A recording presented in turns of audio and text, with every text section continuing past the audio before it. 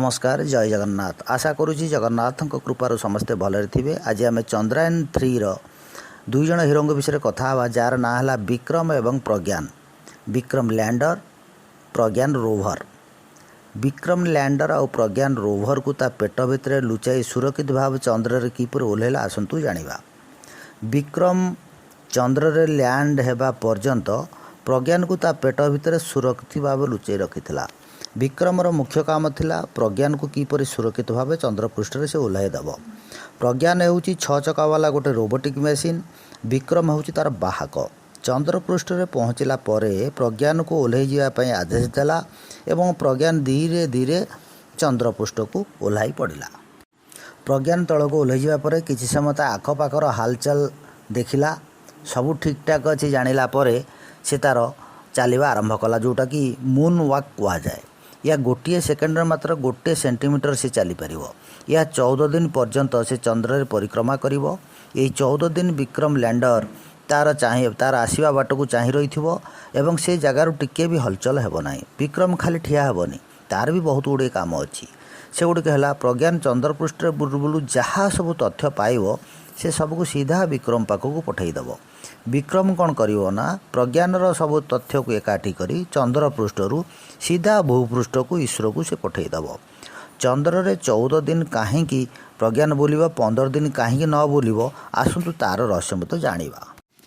प्रज्ञान एवं Vikram solar energy द्वारा परिचालित। बिना सूर्यकिरण रे से बंची पारिबे नाही। सबुठार इंटरेस्टिंग कथा है विक्रम एवं प्रज्ञान चंद्र केवल गोटे दिन ही काम करें, कारण पृथ्वीर 14 दिन चंद्रर 1 दिन संगे सामान। यही 14 दिन को लुनार डे भी कह जाए। पृथ्वीर 14 दिन हिसाब से सेटार सूर्य किरण प्रदान करेंगे और सूर्य आलोक चंद्र आलोकित हेब एवं विक्रम और प्रज्ञान से आलोकरू तांकर खाद्य संग्रह करी जीवन बंचाइवा संगे संगे चंद्रपृष्ठ थिबा सबू रहस्य को उन्मोचन करी ईश्वर को सीधा पठई देवे। प्रज्ञान ता सांगरे गोटे हाईटेक लैबोरेटरी मध्य नहीं जाइए। सेटार से जहाँ देखियो ताको फोटो स्कैन करी लैबोरेटरी एनालिसिस करी विक्रम पाखु पठाइदेव। विक्रम सीधा ताको ईश्वर को पठाइब। सबुठार दुखर कथा है 14 दिन पर जितेबाला सूर्य अस्त होइजिबे चंद्रपृष्ठ पूरा अंधार होइजिबो एवं विक्रम और प्रज्ञान चंद्रपृष्ठ रे जो साउथ पोल रे काम करुचंती सेठिकार टेम्परेचर -324 डिग्री सेल्सियस को खसी आसीबो।